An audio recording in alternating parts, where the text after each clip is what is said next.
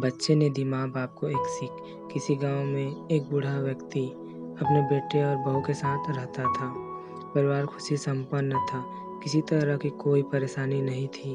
बूढ़ा बाप जो किसी समय अच्छा खासा नौजवान था, आज बुढ़ापे से हार गया था।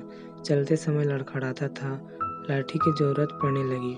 चेहरा झुर्रियों से भर गया था, बस अपना जीवन किसी तरह व्यतीत कर रहा था। घर में एक चीज़ अच्छी थी कि शाम को खाना खाते समय पूरा परिवार एक साथ टेबल पर बैठकर खाना खाता था। एक दिन ऐसे ही शाम को जब सारे लोग खाना खाने बैठे, बेटा ऑफिस से आया, भूख ज़्यादा थी सो जल्दी से खाना खाने बैठ गया और साथ में बहू और उसका एक बेटा भी खाने लगे। बूढ़े जैसे ही थाली को उठाते हुए हाथ से छिटक गया, थोड़ी दाल टेबल पे गिर गई। बहू बेटे ने घृणा दृष्टि से पिता की ओर देखा और फिर से अपना खाना खाने में लग गए। बूढ़े पिता ने जैसे ही अपने हिलते हाथों से खाना शुरू किया तो खाना कभी कपड़ों पे गिरता, कभी जमीन पर। बहुत चिढ़ते हुए कहा, हे राम, कितनी गंदी तरह से खाते हैं, मन करता है इनकी थाली किसी अलग कोने में लगवा देते हैं। बेटे ने ऐसे सिर हिलाया जैसे पत्नी की बात से सहमत हो। उनका बेटा यह सब मासूमियत से देख रहा था। अगले दिन पिता की थाली उस टेबल से हटाकर एक कोने में लगवा दी गई। पिता की डबडबाती आंखें सब कुछ देखते हुए भी कुछ बोल नहीं पा रही थी।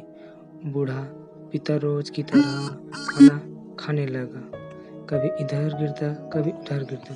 छोटा बच्चा अपना खाना छोड़कर लगातार अपने दादा की तरफ देख रहा था।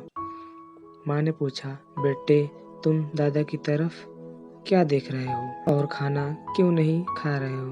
बच्चा बड़े मासूमियत से बोला, माँ मैं सीख रहा हूँ कि वृद्धों के साथ कैसा व्यवहार करना चाहिए। जब मैं बड़ा हो जाऊँगा और आप लोग बूढ़े हो जाओगे तो मैं भी आपको इसी तरह कोने में खाना खिलाया करूँगा।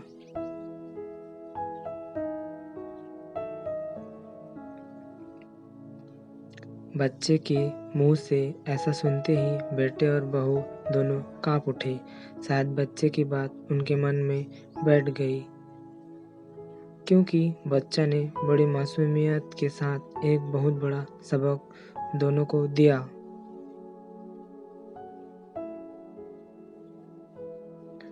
था। बेटे ने जल्दी से आगे बढ़कर पिता को उठाया और वापस टेबल पे खाना खाने के लिए बैठाया और बहू भी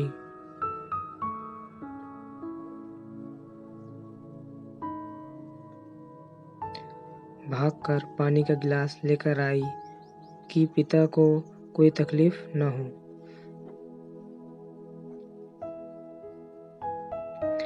इस कहानी से शिक्षा मिलती है कि माँ बाप इस दुनिया की सबसे बड़ी पूंजी है। आप समाज में कितनी भी इज्जत कमा लें या कितना भी धन इकट्ठा कर लें, लेकिन माँ बाप से बड़ा धन इस दुनिया में कोई नहीं है।